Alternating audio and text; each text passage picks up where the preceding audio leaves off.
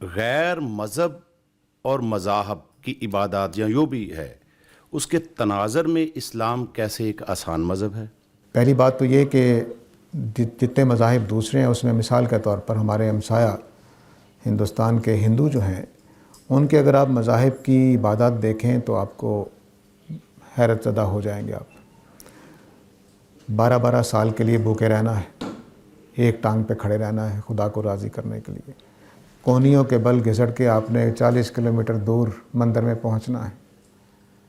کئی سال کی نظر ہوتی ہے کہ میں نے صحراؤں میں ننگے پاؤں چل کے جانا ہے. ہمارے اسلام میں ایسا کچھ نہیں. دوسری چیز ان کے ہاں دیکھیں گے آپ کہ جو غیر فطری چیزیں ہیں، مثلا شادی نہیں کرنی، اسلام میں اس طرح کی کوئی غیر فطری چیزیں نہیں ہیں. ہمارے ہاں اس کو کبھی بھی ثواب کی چیز نہیں سمجھا گیا کہ آپ شادی نہ کریں. ان مذاہب میں تجرد اختیار کرنا، شادی نہ کرنا ثواب کا کام سمجھا جاتا ہے.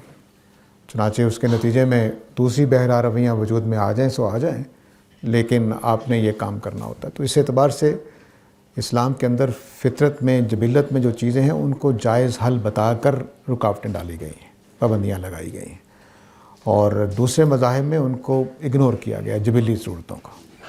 اور عبادات بھی مناسب رکھی گئی ہیں. پاکستان میں جو نمازیں ہیں ان کو تصور میں نہ لائیے. جو نمازیں اصل دین میں ہیں وہ بہت مختصر ہیں.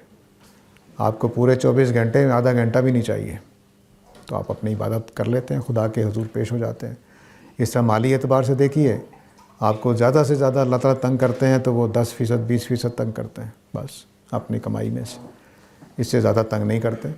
باقی بہن بھائیوں کے جو حقوق ہوتے ہیں اس میں بھی دیکھ لیجئے کہ وہی حق آپ کو بھی حاصل ہے. اگر آپ دوسروں کا خیال رکھیں گے تو دوسرے آپ کا رکھیں گے، تو اس میں تو فائدہ ہی فائدہ ہے. تو اس لیے دین ہمارا جو ہے وہ فطرت کے قریب ہے، ہماری جبلت کے قریب ہے، اور ہماری اوپر کوئی ایسا بوجھ نہیں ڈالتا. اللہ تعالیٰ نے یہ قرآن مجید کا جملہ ہے جو شاید کسی اور مذہبی کتاب میں نہ ہو کہ اللہ تعالیٰ کسی کی استطاعت سے زیادہ اس پر بوجھ نہیں ڈالتے. اس وجہ سے دین اسلام آسان مذہب ہے، یہ مشکل مذہب نہیں ہے.